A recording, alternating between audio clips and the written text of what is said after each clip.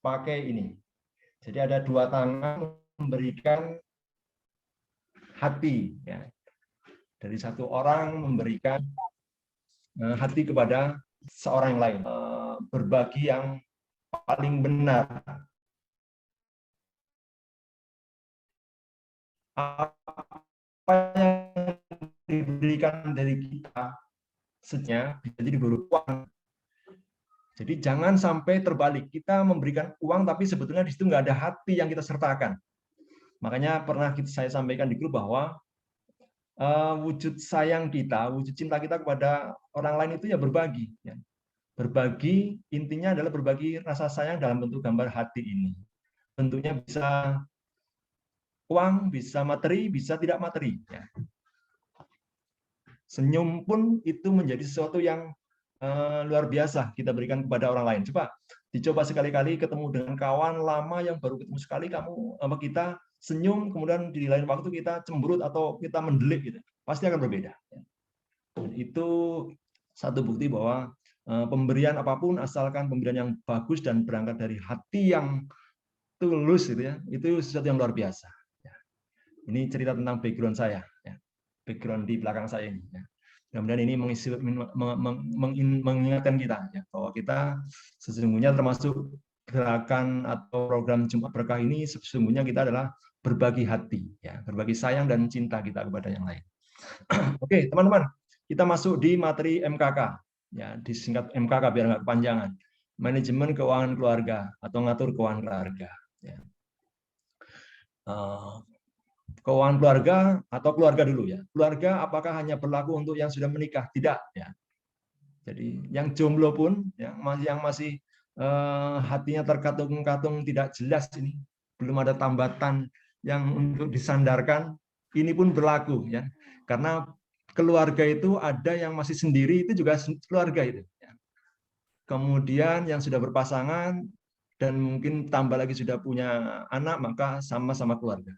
Jadi ini teori ini bisa kita terapkan di status apapun kita. Keuangan ya urusan dengan uang atau kepemilikan harta kita, manajemen ya pengaturan. Jadi segala sesuatu itu fitrah kehidupan kita sesungguhnya semua dalam keteraturan. Tuhan tidak pernah menciptakan sesuatu itu berantakan. Semua diciptakan dalam suatu keteraturan. Ya. Apapun itu. Coba kalau alam semesta ini nggak diciptakan Tuhan dengan tidak ada keteraturan, itu akan berantakan, nggak sampai lama bertahan, maka pada tabrakan itu ya. Jadi planet-planet bertabrakan, matahari, bulan bertabrakan, maka tidak cukup, tidak sampai beratus ribu tahun, mungkin sehari itu sudah selesai. Gitu, ya. Tapi semuanya Tuhan ciptakan dalam keteraturan. Sehingga apa yang harus kita lakukan? Kita mempelajari keteraturan itu. Kita pelajari keteraturan itu supaya kita bisa menjalani dan mencapai keteraturan yang diinginkan oleh Tuhan atas apa yang kita mau lakukan. Keteraturan di sini di konteks sore ini adalah keteraturan di keuangan keluarga. Oke, kita masuk di slide berikutnya. Nah, ini nggak ada tadi di yang saya share, ini belakangan dapatnya. Jadi Nabi Muhammad ya, Rasulullah SAW itu menyampaikan di dalam sabdanya, salah satunya adalah akan datang kepada manusia suatu zaman yang saat itu seseorang itu tidak lagi peduli akan harta yang dia ambil atau dia dapatkan, apakah dari yang halal atau dari yang haram. Ini pengingat ya untuk kita bahwa mencari harta, mencari uang itu harus ada koridornya dengan cara yang legal, cara yang halal, tidak nabrak sesuatu yang haram. Karena akan datang zamannya. Mungkin sekarang sudah mulai ada, ya, di mana korupsi sedemikian luar biasa, ya. Tidak lagi hitungan ratusan juta, miliaran, triliunan. Ya. Udah gitu triliunnya dananya dana bansos. Ya. Itu luar biasa ini. Nah, mudah-mudahan kita bukan bagian dari sebutan seseorang yang dimaksudkan di sini, ya. Dan kita harus tidak masuk di situ. Kemudian berikutnya, teman-teman, yang akan saya share di sore ini adalah pertama nanti terkait dengan kerangka berpikir kita. kerangka berpikir kita terkait pengaturan keuangan di keuangan keluarga kita. Kemudian saya akan sedikit beberapa inspirasi cerita yang ada di sekitar kita. Kemudian ada pondasi, ya, ada pondasi untuk jadi sebelum masuk ke teknisnya MKK ini ada pondasi. Karena kalau rumah tanpa pondasi itu sehebat sebagus apapun fisik di atas itu maka rapuh untuk suatu saat hancur atau roboh. Kemudian kenapa dan apa sih MKK itu? Ya. Kemudian nanti MKK-nya sendiri. Berikutnya kerangka berpikir. Ya, kerangka berpikir. Ini kerangka berpikir untuk memudahkan kita. Jadi kita punya cash in. Cash in itu pemasukan. Ya. Kemudian punya sederet kebutuhan. Ya. Juga keinginan. Wants, bolehlah masuk di situ. Ya. Kemudian ada peluang-peluang, ada tantangan-tantangan. Ya. Kemudian di luar itu kita perlu pondasi, perlu visi, perlu misi, perlu goals terkait dengan keuangan keluarga kita. Baru dua pemasukan dari kiri dan dari bawah ini itu menjadi penyempurna proses MKK ini. Ya.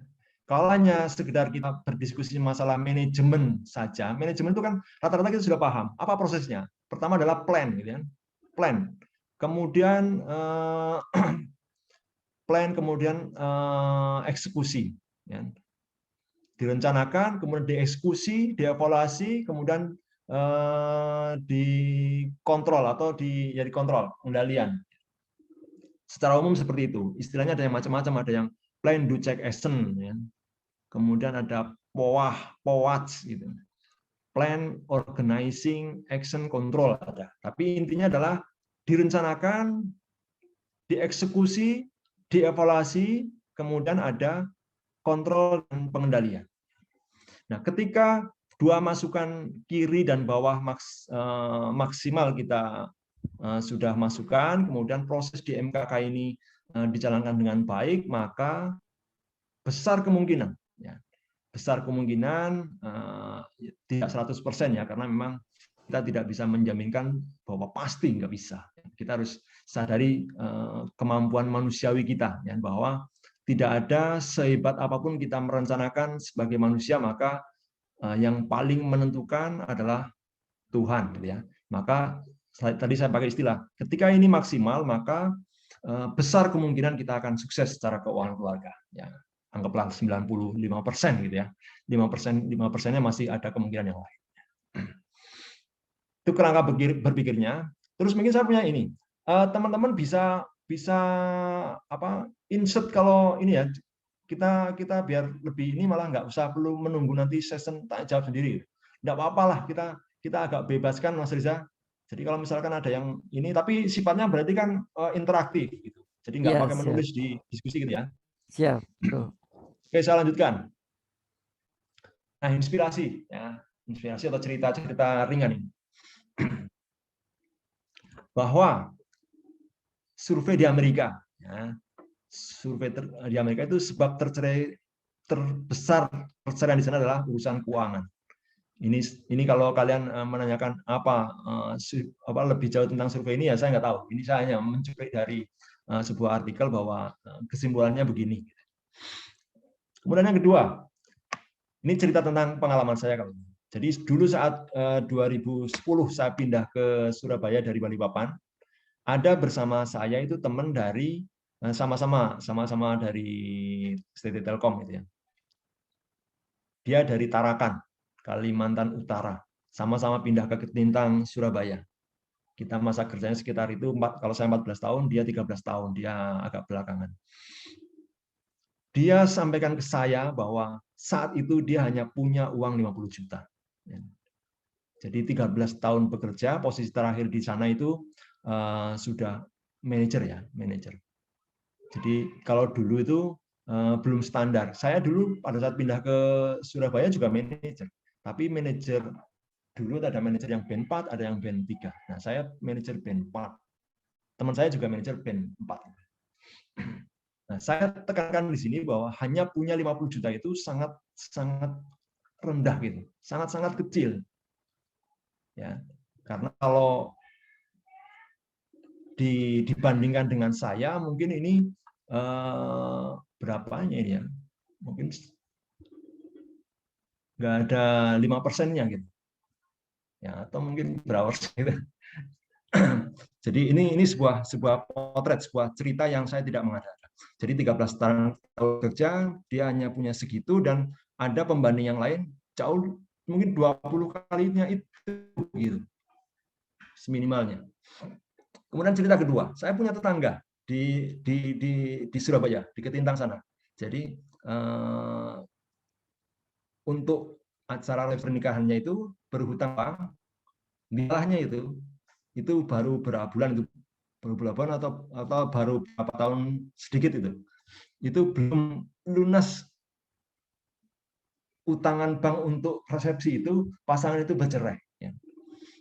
Ini juga sebuah inspirasi. Kemudian saya dulu pada saat di Balikpapan punya kawan teknisi. Kalau saya dulu di transmisi backbone gitu. Itu ada teknisi saya yang saat dulu itu udah HP itu mahal banget ya. Padahal ya cuma SMS sama voice talk gitu. Itu mahal banget. Dia beli HP itu seharga 3 kali gaji bulanan. Nah, ini sebuah inspirasi juga ya. Jadi berani dia melakukan itu. Kemudian ada cerita-cerita tentang pensiun dini Telkom yang gagal keuangan keluarganya, ya. Terutama pensiun dini. Kalau pensiun normal hampir-hampir belum pernah mendengar, tapi kalau pensiun dini. Kemudian kita juga dihadapkan di cerita-cerita yang banyak beredar sekarang itu, banyak orang terjerat di pinjaman, ya. Ada yang awalnya cuma 3 juta, akhirnya menjadi sekian ratus juta gitu dalam hitungan bulan. Kemudian korupsi di negeri ini luar biasa. Ya. Kemudian sisi lain ada kita dapatkan cerita tentang bagaimana orang bisa menjadi kaya luar biasa yang bisa dilakukan oleh mereka-mereka yang masih sangat muda. Kemudian habit umum kita suka berhutang. Ya. Kalau enggak percaya coba tanyain atau survei atau cari di internet itu ya. Sebagian besar orang beli mobil itu adalah dari kredit. Ya. Oke, ini inspirasi pertama. Yang kedua, nah ini untuk memancing teman-teman, dan mudah-mudahan di akhir nanti, di akhir sesi ini teman-teman bisa menjawab apa iya gitu. Jika kita paham konsisten menerapkan MKK ini, maka kita akan selalu menjadi orang yang bersemangat, optimis, percaya diri, rendah hati, dan suka berbagi apapun kondisi kita. Bukan karena kondisinya sudah berlimpah, bukan. Kemudian kedua, kita akan suka gaya hidup sehat. Ini nanti korelasinya silakan nanti ditemukan. Di akhir nanti ya. Dia akan suka berolahraga. Dia nggak akan mau merokok, apalagi ke yang lebih jauh dari rokok itu. Ya. Kemudian dia akan fokus mendidik anaknya secara luar biasa. Kelihatan hal-hal ini nggak ada hubungannya, tapi nanti akan mudah-mudahan akan terjawab. Ini semuanya berhubungan, termasuk rajin ibadah, rajin berdoa. Kemudian kesehariannya tenang, ya, dingin, cool ya, bukan dingin, tidak mudah panas, tidak panik gitu. Dan juga senang saat orang lain senang, sedih saat orang lain sedih. Ini ketika kita memahami MKK dan menerapkan dengan benar. Ini inspirasi kedua. Kemudian yang berikutnya, pondasi. Kita butuh pondasi ya. Jadi pondasi ini diperlukan supaya bangunan rumah kita itu kokoh. Ya. Dimanapun pondasi itu sangat penting. Ya. Untuk membangun rumah kita siapkan pondasi yang terbaik supaya bangunan di atasnya kokoh, tidak mudah roboh atau miring. Gitu. Terkait dengan uang ini, apa pondasi yang pertama harus kita betul-betul pahami, mengerti, dan diyakini. Gitu. Oke, pertama adalah uang itu penting iya. Kalau ada yang menganggap uang itu nggak penting, keliru, salah. Ya. Uang itu penting, tapi bukan satu-satunya. apalagi segala-galanya. Jadi penting, iya. Tapi jangan pernah anggap itu satu-satunya. Kalau nggak ada itu luar biasa, hidup saya udah nggak ada artinya. Jangan. Ya. Kedua, uang kita, harta kita itu kepunyaan Tuhan, miliknya. Dia hanya titipan. Uang kita ujian. Apa buktinya bahwa itu bukan milik kita? Kita meninggal nggak akan bawa apa-apa. Ya. Yang tadinya atas nama sertifikat atas nama kita nanti mungkin dialihkan ke anak kita, ahli waris, atau dijual menjadi dibalik namakan ke orang lain. Itu intinya hanya dititipi saja, jadi berganti-ganti dari si A, si B, termasuk harta yang kita ada. Saat katakanlah sekarang kita punya di tabungan kita 100 juta, kemudian kita meninggal, ya, maka nanti nggak berapa lama itu akan berpindah itu karena mungkin ahli waris kita. Jadi begitulah sejatinya. Jadi uang yang kita miliki ini sejatinya adalah miliknya. Ya, kita hanya dititipi dan itunya adalah dan hanya ujian. Uang yang sedikit ujian, uang yang banyak juga ujian. Ya. Dan ini ya survei agak membuktikan bahwa ketika kita diuji dengan uang sedikit lebih banyak yang lulus daripada ketika diuji dengan uang yang banyak. Ketiga, uang itu adalah salah satu rezeki. Ya. Jadi rezeki itu jangan dianggap hanya uang saja. Itu salah satu. Bahkan di saat-saat sekarang kita sangat dipahamkan bahwa kesehatan itu jauh di atas uang. Gitu. Mungkin dulu ketika kita belum masuk pandemi ini, mungkin uang seolah-olah itu nomor satu. Sekarang kita disadarkan bahwa kesehatan itu jauh di atas uang. Kemudian setiap rezeki yang kita terima, apapun bentuknya itu, tidak ada lain selain keinginan Tuhan itu bahwa kita bertambah baik karena rezeki yang diberikan kepada kita. Ya. Jadi salah kalau uang, katakanlah, uang membuat kita kemudian sombong. Ya. Uang karena kita banyak, kemudian kita memamerkan sehingga membuat orang menjadi galau dan tumbuh rasa iri atau gimana. Ya. Tapi uang yang diberikan Tuhan itu untuk kita bertambah baik karena uang itu. Uang kita adalah sarana untuk tadi mewujudkan keinginan Tuhan kita bertambah baik. Uang bukan tujuan. Ya. Kemudian keempat, Allah Tuhan Maha Tahu atas kebutuhan kita. Tuhan menciptakan kita itu dengan konsekuensinya. Tuhan bertanggung jawab atas rezeki untuk kita. Sudah tetapkan Tuhan rezeki kita. Bahkan Tuhan itu jauh lebih tahu dari kita sendiri. Kita seringkali itu hanya tahu keinginan kita. Bahkan seolah menempatkan keinginan kita itu sebagai kebutuhan. Nanti kita akan belajar apa itu kebutuhan, apa itu keinginan.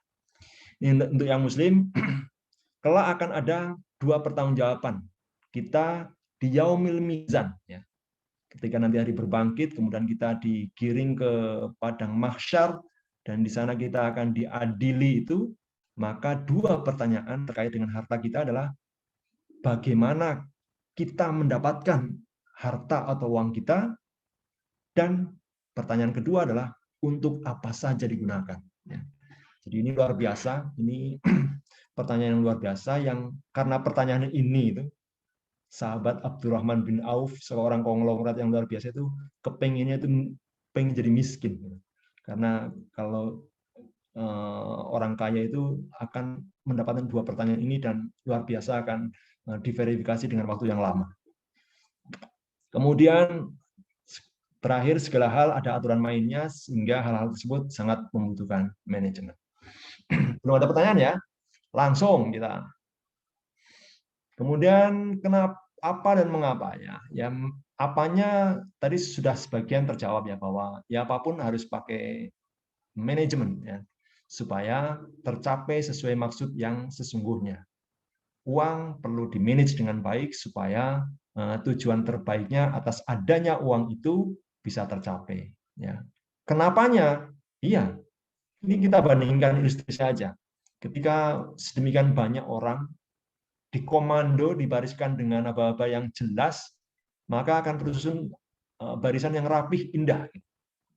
Tapi ketika ada kerumunan, ini contohnya adalah adik-adik kita, anak-anak SMK yang biasanya senang meramaikan jalan ya. Ini tanpa komando, komandonya mungkin serang gitu ya. Jadi mungkin sama, melempar batunya sama, tapi secara barisan kocar kacir, jadi tidak berbentuk. Nah itu unmanaged. Nah keuangan pun seperti itu. Ketika keuangan kita atur dengan baik, maka akan rapi seperti rapihnya barisan tentara yang sebelah kiri. Sementara kalau nggak kita atur, kita manage dengan baik, maka amburadul itu. Uang kita ya dapat masuk di rekening kita, tapi keluarnya nggak tahu jadi apa, tahu-tahu habis gitu. Tapi secara kehidupan kita nggak pertama baik, ya. Urusan-urusan kehidupan kita mungkin kebutuhan yang banyak yang tidak teropeni, banyak yang tanggung jawab kita ke orang lain belum terbayarkan dan sebagainya. Dan kita makin merasa butuh bahwa memang manajemen itu sangat dibutuhkan.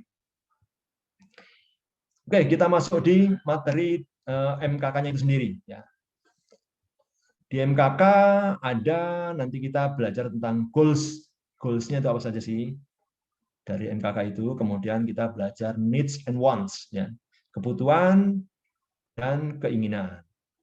Kemudian apa saja yang ada di MKK itu? Kemudian cash in atau pemasukan untuk apa saja, kemudian pengeluaran cash out, kemudian prioritas cash out itu untuk apa saja, dan masalah-masalah yang utama terjadi di MKK itu apa saja, kemudian tipsnya. Ini ada kata-kata bijak, bersemangatlah atas hal-hal yang bermanfaat bagimu, minta tolonglah pada Allah, pada Tuhan, jangan engkau sekali lemah. Ya. Kemudian, berkaitan tentang goals. Ya, goals. Jadi tujuan kita mengatur keuangan keluarga kita adalah jangka pendeknya. Jangka pendek minimal kebutuhan primer terpenuhi. Kita kan pernah mengenal kebutuhan primer, sekunder, tersier. Ya. Kalau untuk jarak pendek, primer dulu. Ya. Primer itu urusan makan, sandang, papan. Ya. Kemudian tentu jangka pendek pun kalau bisa kita terbebas dari hutang. Kemudian jangka pendek juga kita sudah mulai belajar untuk mau berbagi. Kemudian jangka panjangnya financial freedom. Dalam artian kita selain kebutuhan primer, kalau bisa harapan kita adalah sekunder, tersier pun bisa terpenuhi. Ya. Kemudian rutin berbagi. Jadi kalau tadi di jangka pendeknya itu baru mulai belajar, kemudian long term-nya kayak rutin berbagi sudah menjadi agenda. Mungkin jadi agenda kita dalam pengelolaan keuangan kita berbagi. Karena kita ingin juga bermanfaat untuk orang lain. Kemudian juga goal yang tidak kalah pentingnya adalah melalui pengelolaan keuangan kita, mudah-mudahan kita menjadi pribadi dan keluarga yang lebih disayang Allah, sayang Tuhan. Karena kita benar di dalam mengelola uang atau harta kita. Dan di dalam keabadian, untuk yang muslim terutamanya, lulus di dalam 2 pertanggungjawaban utama tadi yang kita sampaikan di depan. Bagaimana cara kita mendapatkan dan untuk apa kita gunakan. Ini goals-nya. Kemudian, ini kita belajar tentang keinginan dan kebutuhan. Kebutuhan itu, ini yang kanan ini. Yang kanan itu sifatnya objektif. Artinya apa? Artinya kalau itu nggak dipenuhi, itu pincang kehidupan kita. Katakanlah kita nggak makan gitu. Jadi keberlangsungan kehidupan kita akan terancam, kita bisa mati. Kalau nggak kita penuhi, nggak beli baju ya, ngisin-ngisin itu nggak pakai baju. Gitu ya. Kemudian kita tidak punya rumah atau tidak bisa ngontrak, nggak perlu ngontrak gitu ya. Kita tinggal di lapangan, itu juga aneh. Kemudian perbedaannya adalah kalau keinginan itu sifatnya subjektif dan banyak tidak esensial. Tidak esensial dalam artian keberlangsungan kehidupan kita seandainya keinginan itu tidak dipenuhi masih jalan gitu. Nah, kalau tadi kan kalau kebutuhan itu kan primer terutamanya. Atau mungkin keinginan bisa diartikan sebagai kebutuhan tingkat tersier, bisa jadi. Ya. Di sini dicontohkan kebutuhan itu apa ininya, ada makanan, ada sekolah untuk anak-anak kita, itu kebutuhan. Kemudian kita mungkin karena beli motor nyicil ya cicilan. Kemudian asuransi. Ya. Tapi keinginan itu apa? Nah, beli ganti baju baru, beli HP baru mungkin ya. Atau renovasi rumah sedikit. Mungkin apanya yang mau diganti, mungkin catnya kah itu keinginan bisa masuknya. Kemudian mic up baru, nah ini nggak tahu mic up baru. Oke, sepintas perbedaan kebutuhan dan keinginan adalah itu. Ya. Kemudian, nah sebagai yang kita harus pahami juga di dalam MKK ini adalah ya nanti belajar mengenal tentang penghasilan atau pemasukan, pengeluaran atau ya pengeluaran ya. Kemudian hutang, kemudian terkait aset dan proteksi. Kemudian pemasukan itu apa? Kita bedakan di sini. Pemasukan itu ada yang sifatnya rutin, ada yang tidak rutin ya. Ini sebagian kita karena kita sebagian pegawai, kalau rutin kita gaji bulanan, kita anggap itu. Kemudian THR yang sifatnya tahunan. Mungkin ada teman-teman lain yang mungkin memiliki penghasilan lain yang bersifat rutin, bisa ini ditambahkan di lain-lain itu. Ada mungkin punya toko misalkan ya, dengan rata-rata berapa dimasukkan di situ. Ya. Kemudian yang tidak rutin, ya ini kayak hadiah kan belum tentu ada. Bonus kita ya kalau kinerja perusahaan kita bagus baru mendapatkan, kalau enggak kan nggak dapat. SHU seperti itu. Kemudian panen ya. Ini saya tulis panen karena mungkin beberapa di antara kita ya saya punya sawah gitu. Sawah maka ada panennya. Kemudian keuntungan investasinya. Ini dimasukkan ke yang tidak rutin karena belum tentu ya. Kita ya sebenarnya kalau bisa dianggap semuanya yang belum tentu ya. Gaji bulanan ya kalau naik masih jadi pegawai kan bisa aja suatu saat kita harus berhenti karena mungkin ekstrimnya misalkan perusahaan kita bangkrut misalkan. Tapi untuk case ini kita anggap bahwa gaji bulanan THR itu dianggap sebagai perusahaan yang dianggap sebagai pendapatan yang rutin tetap gitu. Kemudian yang sifatnya pendapatan rutin maka digunakan untuk pengeluaran rutin. Ya. Kalau yang tidak rutin dialokasikan untuk pengeluaran yang tidak rutin dan digunakan untuk cara cadangan. Kemudian pengeluaran ini, pengeluaran juga seperti itu. Ada yang rutin, ada yang tidak rutin. Ya.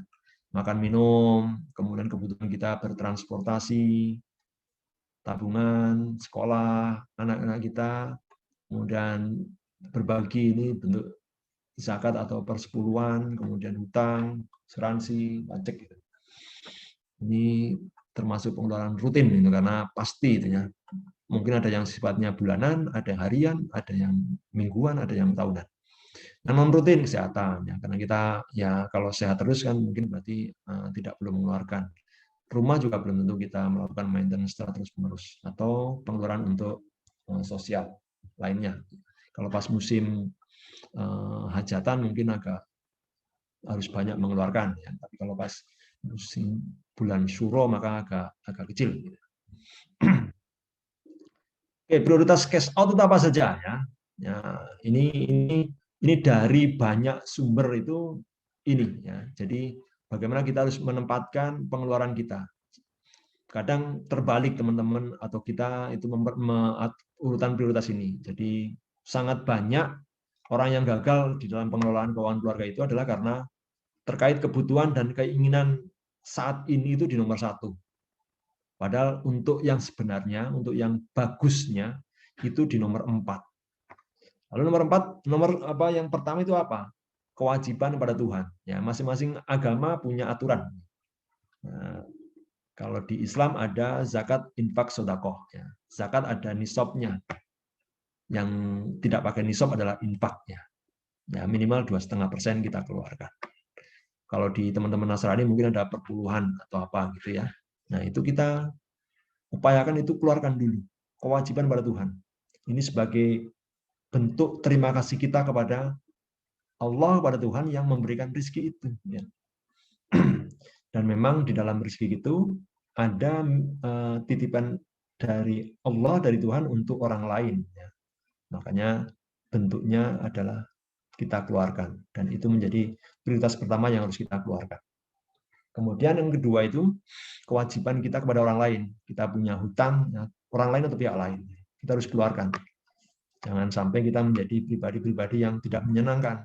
Pada saat kita mengajukan hutang, kesannya baik banget, tapi ketika jatuh tempo kita harus bayar, kita pura-pura lupa, kita menghindar. Ya. Enggak, kita orang yang komitmen, orang yang bisa dipercaya, dan kita yang orang yang menjaga martabat. Maka ketika kita ada kesempatan membayar, maka tempatkan itu di prioritas kedua setelah prioritas kepada Tuhan. Kemudian kita sisihkan untuk masa depan. Itu fleksibel, kita mau menentukan berapa. Kemudian terakhir baru kebutuhan kita saat ini. Ya. Kalau kita balik kebutuhan saat ini sekarang, maka akan habis.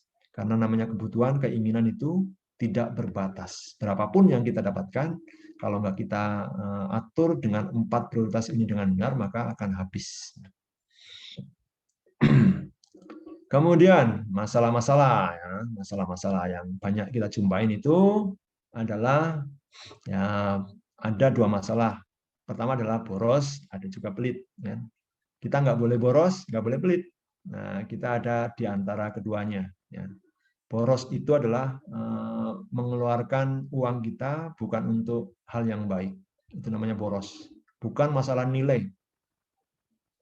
Sorry, kalau dibelikan sesuatu yang tidak bermanfaat itu boros. Meskipun mungkin katakanlah 1.000. Gitu.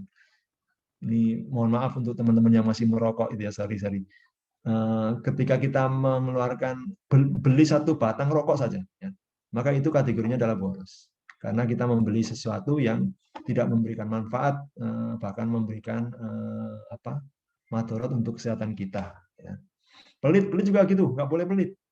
Pelit itu bahkan untuk hal yang dibutuhkan itu kita nggak mau mengeluarkan. Ini pelit namanya. Tapi kalau kawan kita nggak pernah mentraktir, itu nggak diartikan pelit.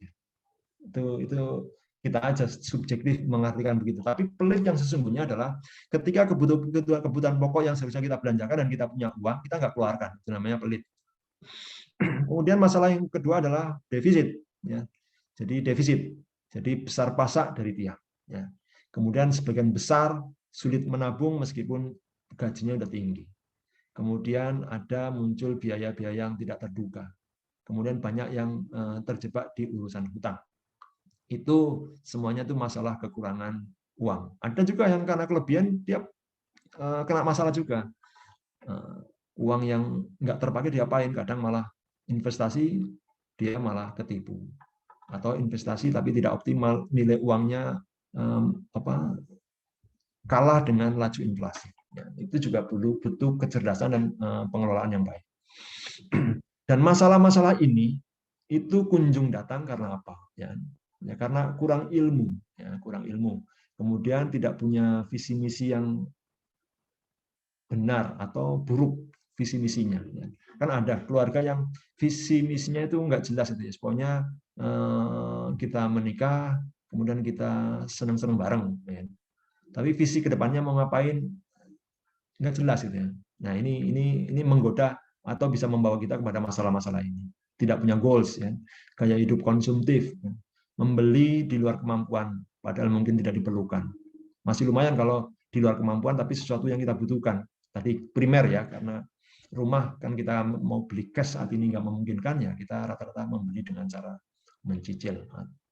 Kemudian mudah gengsi, mudah panas, kemudian buru-buru ingin disebut sukses, atau under pressure. Ada mungkin kita paling kurang berhasil di antara keluarga besar kita, mungkin kita under pressure kan gitu ya. Akhirnya kita salah tingkah di dalam pengelolaan keuangan. Kemudian kita juga bisa jadi berada di environment yang buruk. Jadi berada di kawan-kawan yang mungkin masalah keuangan keluarga ini kacau balau, ya akhirnya kita ikut standar yang kacau balau seperti itu. Oke, kita lanjut berikutnya. Nah, terakhir ini, terakhir. Ya. Tips singkat. Suami istri harus kompak, sama visi misinya. Kemudian sama-sama menguatkan fondasi, tadi di awal-awal sudah kita sampaikan, harus punya mimpi dan goals. Kemudian ini yang secara taktikal di lapangan, cukupkan penghasilan yang ada. Itu untuk sementara cukupkan dulu. Atur caranya itu cukup. Hindari sebisa mungkin berhutang, apalagi berhutang yang menjerat dengan bunga yang luar biasa. Kemudian konsistenlah dengan rencana pengelolaan keuangan itu, berdua konsisten ya.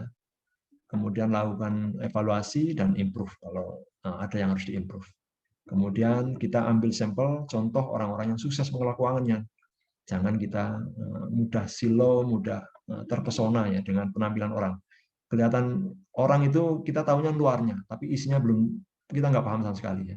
Kita enak mobilnya apa, kita kelihatan sukses, mobilnya ganti-ganti, ternyata bisa jadi dia adalah memang tukang jualan mobil ya. Jadi kita perlu mencontoh. Ini istilah kalau Pak Budi sering sampaikan adalah benchmark. Benchmark itu amati, tiru, dan modifikasi. Jadi bahasa kita. Jadi siapa yang menurut kita anggap sebagai orang yang berhasil mengelola keuangan ini, kemudian kita contoh, tiru, amati, kemudian kita modifikasi sesuaikan dengan kondisi kita. Oke, mungkin ini teman-teman. Mudah-mudahan nanti ini menjadi bahan diskusi kita selanjutnya. Monggo Mas Risa. Iya, baik sekali. Cukup lengkap sekali ya untuk pemaparannya tentang pengaturan keuangan keluarga. Nah, mulai dari latar belakang, kenapa terjadi, sampai goals-nya di sini. Di mana kita tuh harus bisa memanage pengeluarannya, cash out ataupun cash in-nya. Jangan sampai salah mengambil keputusan ya. Nah, ini saya lihat ada pertanyaan ya. Sebelum ke pertanyaan kolom, nanti saya tanya dulu nih kepada Bro Hendra. Ya. Nah, ini saya tuh kan banyak sekali ya cerita-cerita yang saya dapat dari rekan kerja ataupun saudara. Ketika sudah menikah, penghasilan menjadi tercukupi, Pak. Bahkan bisa menabung. Padahal sebelumnya pas bujangan tidak bisa. Kira-kira mungkin penyebabnya apa ya, Pak? Dan menyikapinya itu seperti apa? Mungkin buat teman-teman yang di sini lagi belum menikah ya. Mohon maaf ini kalau menyinggung. Betul sekali Mas Risa. Itu cerita semacam itu sangat sering, sangat banyak kita dengar ya. Jadi kenapa? Karena memang pertama ya, bahwa ketika sudah berkeluarga rata-rata akhirnya mereka memanage lebih baik. Ketika masih bujangan biasanya nggak di-manage gitu. Ya, betul. Yang pertama. Yang kedua adalah faktor tangan Tuhan ya. Tangan Tuhan. Allah lebih menyayangi yang menyegerakan menikah daripada melama-lama menjomblo. Ya. Wah, ini jomblo ini. Lebih menyayangi yang punya tekad segera menikah daripada yang asik dalam jomblonya. Gitu. Nah, ketika Allah Tuhan itu sayang, maka bentuk sayangnya adalah memberikan rezeki untuk pasangan yang sudah menikah itu. Ya, jadi kalau udah nikah, insya Allah rezekinya juga bertambah ya Pak ya. Allah ya. Amin. Amin. Semoga yang lagi jomblo atau masih progres bisa, tadi sempat dengar gitu kan ya. Terus kita ke pertanyaan aja ini Pak, mumpung ada waktu.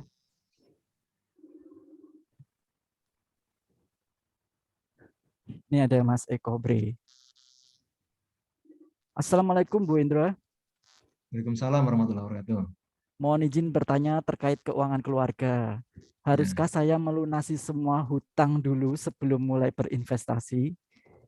Dan apa sekiranya investasi yang halal atau masuk dalam syariah Islam agar terhindar dari riba?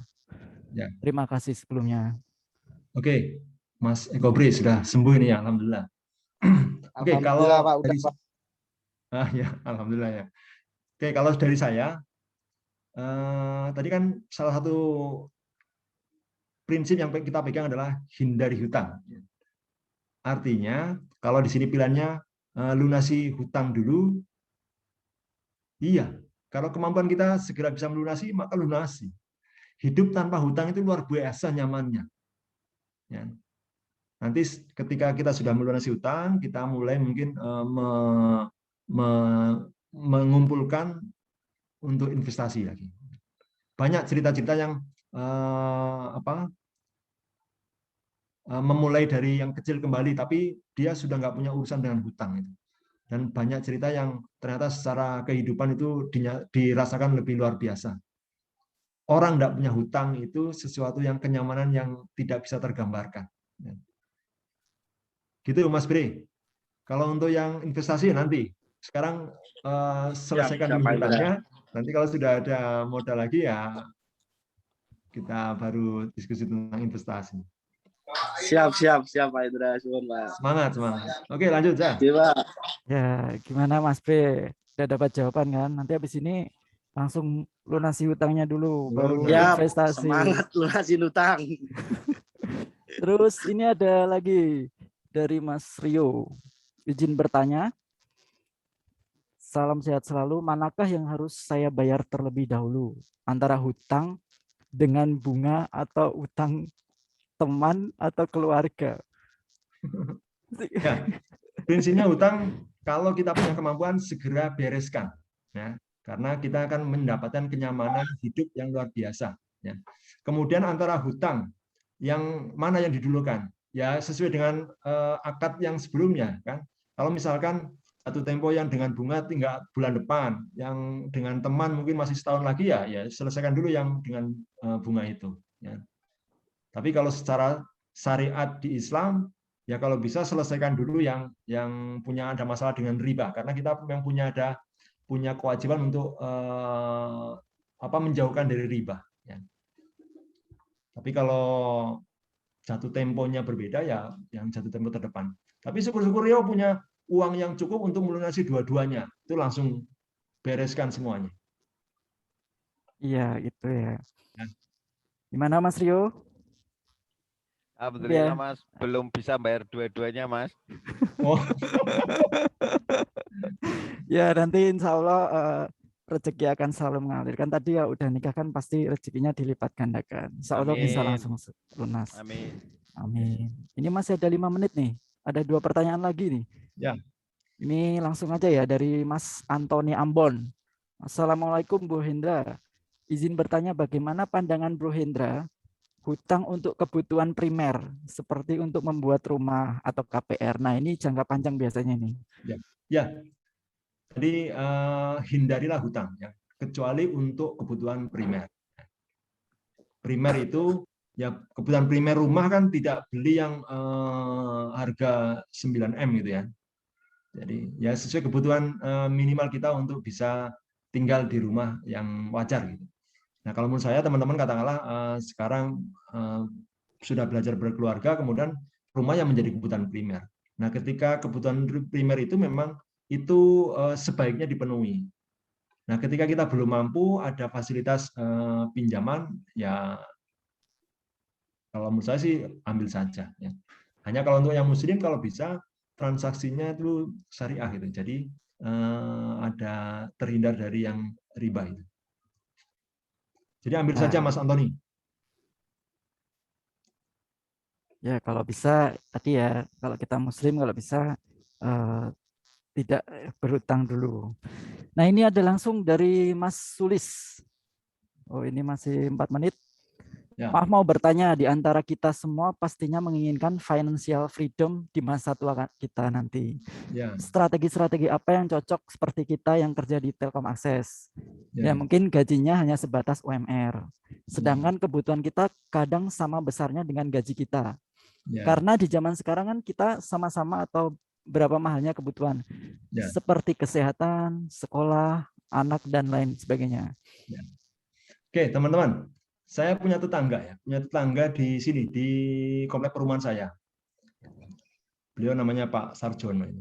Jadi kesehariannya dia hanya kerja sebagai waker tenaga satpam perumahan gitu ya.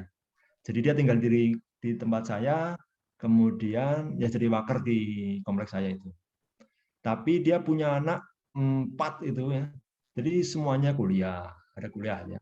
Dan ketika memasukkan SD pun SD yang bukan negeri gitu. Nah, ya setelah saya amat-amatin itu, selain si suami hanya mengandalkan penghasilan dari ini, tapi istrinya itu ini pintar mencari penghasilan gitu.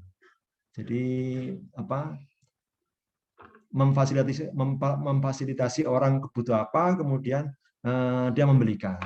Dan itu ternyata secara ekonomi itu cukup lumayan. Ya. Jadi ketika penghasilan kita pas-pasan, itu manajemen keuangan juga termasuk mengatur bahwa antara suami dan istri selalu berupaya untuk improve ya, improve. Ada peluang-peluang apa yang bisa kita lakukan supaya pendapatan kita bertambah gitu. Jadi jangan berhenti hanya satu sumber penghasilan. Kalau bisa kita akhirnya menemukan sumber penghasilan lebih dari satu, bisa dua, bisa tiga, itu lebih bagus. Jadi selalu aktif ya, selalu aktif suami istri itu ketika penghasilan kurang, apalagi banyak kebutuhan yang masih belum terpenuhi, maka dua-duanya aktif untuk mencari opsi sumber pendapatan yang baru. Nah sekarang kan ya terbatas tapi kan tetap ada ya. Teman-teman yang ibu-ibu yang bisa masak itu luar biasa, itu bisa jualan makanan misalkan gitu. Jadi nggak berhenti ya, nggak berhenti hanya yang kita dapatkan satu sumber, harus berusaha mencari sumber yang lain. Termasuk yang katakanlah sudah banyak pun gajinya itu kalau bisa mencari sumber yang lain, kita investasikan supaya dari investasi itu mendapatkan sumber yang baru. Ya, Terus begitu. Ya. itu ya Mas Sulis ya, biar Lanjut. pendapatannya banyak, bisa sodako banyak Mas Sulis. Ya. Terus kita ke pertanyaan terakhir. Wah, ini ada salam dari Pak Budi nih. Ya, Pak Budi, semoga segera sehat, bisa kembali lagi bersama kita di Solo, Pak. Amin, amin, amin. Ya, ini ke Mas Gilang. Assalamualaikum Bro Hindra. Pertanyaan terakhir, izin bertanya bagaimana cara kita manage keuangan jika besar pasak daripada tiang. Nah, ini tanpa adanya hutang di sana agar terhindar dari riba. Ya pasaknya dikurangi, dilihat lagi, diverifikasi lagi ya. Jadi akan selalu ada satu prinsip ya, bahwa Tuhan tidak pernah salah memberikan rezeki kepada kita. Ya. Jadi memang standar hidup kita bisa jadi harus kita sesuaikan. Ya. Kalau misalkan ambil contoh, kita makannya misalkan selalu dengan daging, kita turunkan menjadi dengan tempe tahu gitu. Jadi sesuaikan dulu. Maka di bahasa saya tadi sampaikan bahwa cukupkan dulu dengan penghasilan yang ada.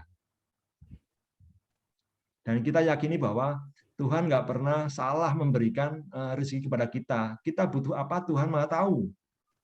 Cuma memang standarnya antara kita dengan kawan kita mungkin berbeda. Kawan kita mungkin standarnya bisa beli HP Apple misalkan. Kita mungkin cuma kayak saya Oppo misalkan. Nggak masalah. Kita harus kreatif sisi itunya. Tapi secara fungsional utamanya kan tetap bisa berjalan.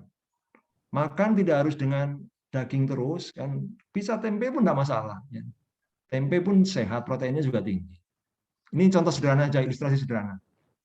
Jadi harus pasaknya dibikin sama maksimal dengan tiangnya. Ya.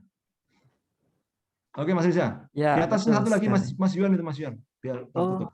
Ada Mas Yuan. Wow. Terakhir ya ini. Ya. Selamat sore Bro Hindra, semoga sehat selalu. Amin. Bro, boleh tidak membantu menutup hutang orang tua dengan membuka hutang baru, di mana hutang baru tersebut masih mampu sekiranya kita kelola, kita manage? Sangat boleh ya, sangat boleh. Jadi kita apalagi yang muslim laki-laki itu ya, itu sangat punya kewajiban untuk memprioritaskan orang tua kita. Ya. Jadi ketika orang tua punya hutang, itu mendekati wajib kita sebagai laki-laki anaknya untuk menutup hutang itu ketika orang tua kita memang tidak punya kemampuan untuk melunasi. Jadi kita harus, ini luar biasa nih niatan dari Mas Yuan. Kemudian bagaimana kalau misalkan untuk menutup hutang yang baru itu kita dengan pinjam. Ketika kita meminjam masih dalam kendali kita untuk memanage, jadi kita punya kemampuan juga untuk mengembalikan, itu lakukan. Itu sangat baik. Itu sangat baik dan sangat mulia. Ya.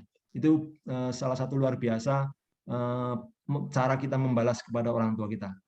Justru sebaliknya, ketika kita tahu bahwa kondisi orang tua kita punya hutang, tidak punya kemampuan untuk melunasi, kemudian kita berdiam saja. Ini luar biasa, kita sebagai anak yang nggak tahu diri atau bahasa vulgarnya ya kategorinya kita mungkin durhaka gitu. Durhaka kepada orang Ya. tua. Ya, Itu gitu Mas ya Indra. Mas Johan. Gitu ya Mas Johan ya. Jadi sangat boleh, sangat baik ketika kita harus Harus membayar. dilakukan itu ya. Siapa? Terima kasih Pak Indra.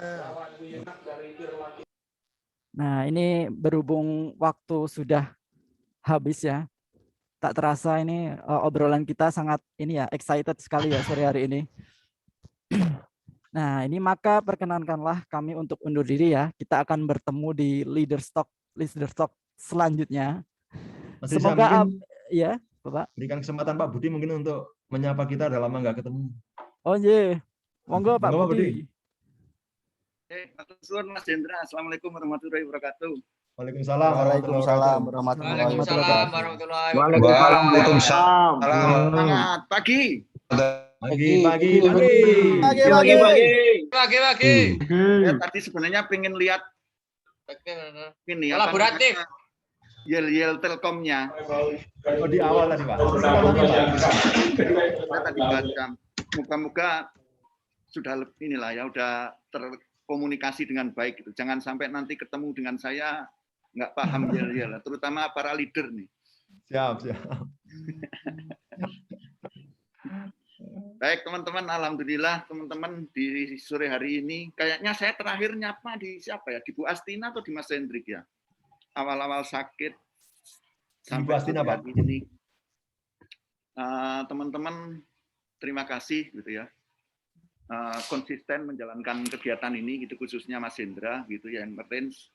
Bahkan di minggu depan teman-teman Mas Hendra sudah menyiapkan narasumber yang sangat kompeten begitu ya di bidang ahlinya yang akan menambah wawasan, mengupgrade, mengkayakan knowledge-nya teman-teman. Itu harus dioptimalkan teman-teman. Tidak mudah Mas Hendra meng-arrange bisa memanggil narasumber yang benar-benar band 2 begitu. Ya. Kalau band 2 di Solo itu cuma ada 2, ya GM Witel sama GMTA begitu. Nah, ini Mas Hendra bisa mendatangkan dari Jakarta, dari Semarang, luar biasa. Allah ya. Itu suatu anugerah, suatu kebanggaan untuk kita semua di Solo begitu ya, sama di Kudus begitu ya, bahwa kita diberikan kesempatan untuk sharing kebaikan. Niat kita adalah sharing kebaikan teman-teman. Jadi manfaatkan begitu. Silahkan bertanya. Saya sangat salut gitu. Saya sengaja nggak bertanya gitu ya, karena kalau saya bertanya nanti ada prioritas gitu, takutnya nggak dijawab salah gitu kan. Saya lihat gitu banyak yang tanya, alhamdulillah. Artinya yang tanya itu sudah berbagi kebaikan juga ke teman-teman yang lain gitu. Karena apa yang ditanyakan bisa share ke teman-teman yang lain gitu. Dan menunjukkan yang bertanya itu care. Salah satunya care itu ditunjukkan dengan bertanya itu.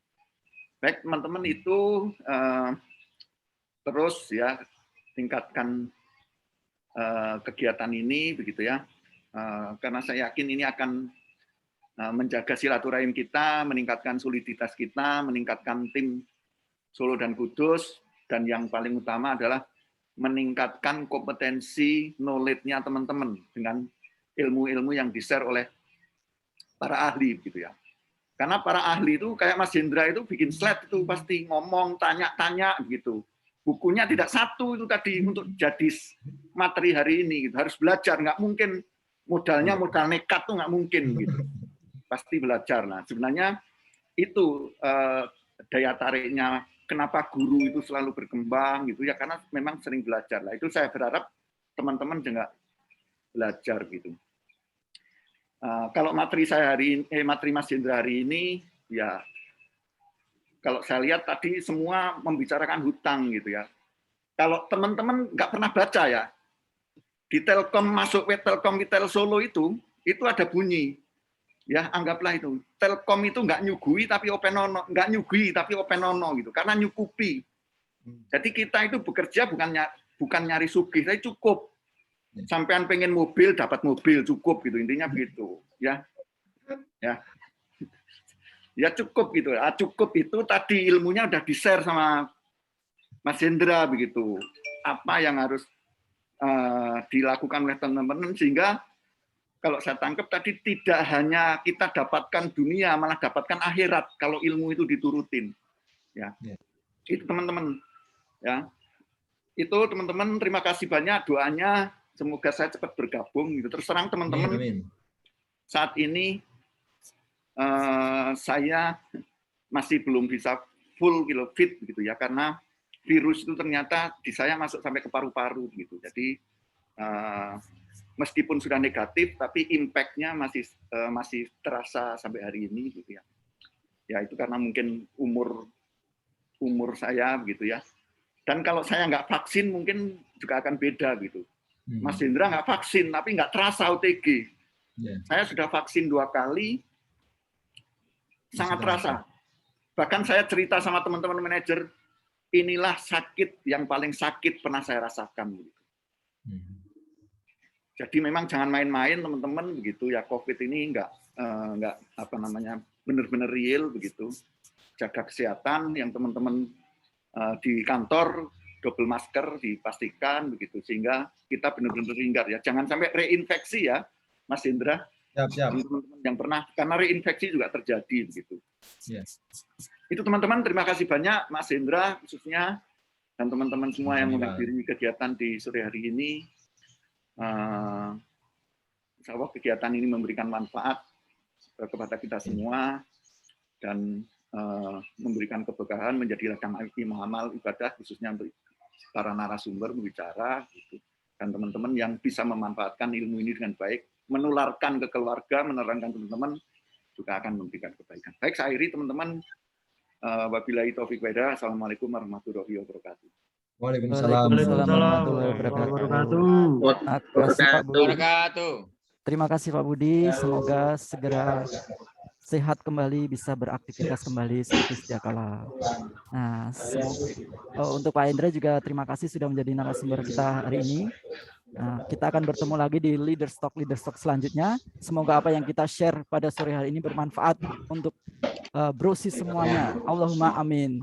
Jangan lupa untuk subscribe channel Leader Stock kita dan like ya. Terus jangan lupa juga untuk selalu 3M, memakai masker, mencuci tangan, menjaga jarak dan menghindari kerumunan. Akhir kata, wabillahi taufik wal hidayah. Wassalamualaikum warahmatullahi wabarakatuh. Waalaikumsalam warahmatullahi wabarakatuh.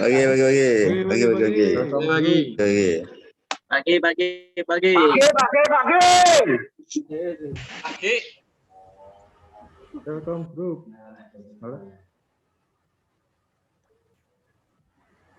Mas Manji pakai maskernya sampai hidung, jangan di bawah hidung itu. Gak tahu ketok iki Om Panji. Kok ketok nang dindi sampai malah keweden kok.